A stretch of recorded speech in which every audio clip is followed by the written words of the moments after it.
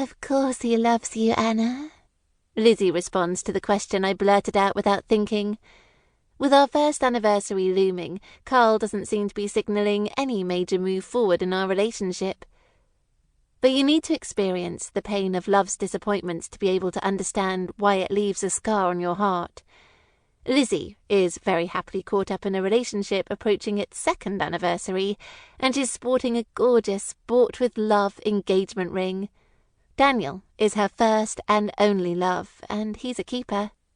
You two are always together, and Carl dotes on you, she offers emphatically, unable to understand what ails my fragile heart. When I don't respond, she raises her eyebrows, clearly exasperated with me. The move to your new house, it wasn't a test.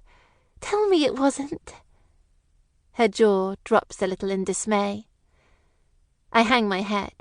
I'm usually an open book to Lizzie, who has been my best friend since I returned to Dursley after university.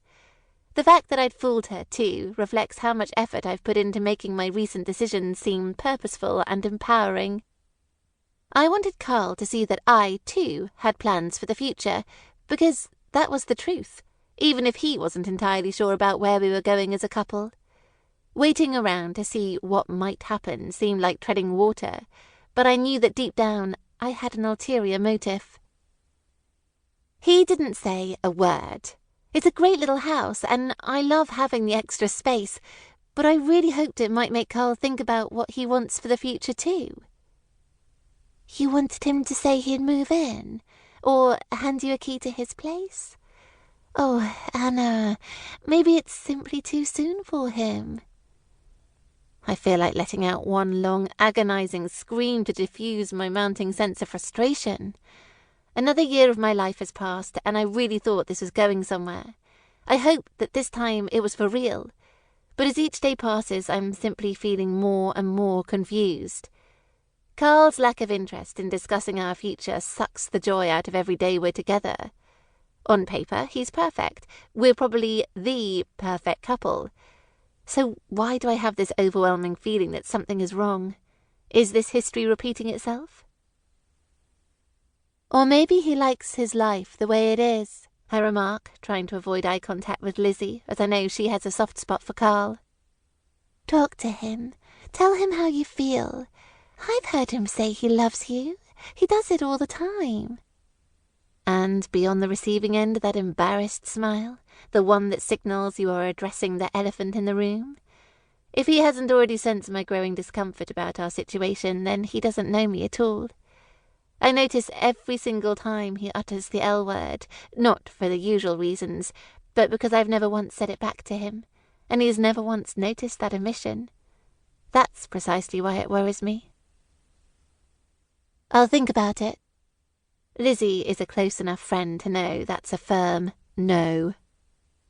Look, if this is really still about that guy Will, then you have a major problem, Anna. You told me he broke your heart, but you aren't still in love with him, are you? I look at her aghast. No, of course not. Then aren't you being a little unfair, doubting Carl's intentions? My shoulders sag, and I can see she isn't going to let me skate over this. It's time you told me exactly what happened with Will, Anna. How else can I be a good friend and understand what's really going on inside that head of yours? I gaze down at my half-eaten purple berry with sparkling vanilla frosting cupcake. It's delicious, but my appetite seems to have suddenly disappeared. I look around, and today only half of the tables are occupied, so it's not as if anyone can overhear our conversation. With that, I take a big breath and begin. As you know, Will and I were really close friends all through secondary school. When he told me he, too, had accepted a place at the University of the West of England, I was over the moon.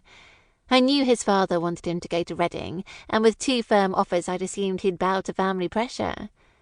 I could hardly contain my joy, even though we were still only friends at that point. Will, standing up to his father, was a shock, and silently I loved him even more for it, because I thought he had made that decision so we could be together. I was facing the future confident that our relationship would develop on a more personal level.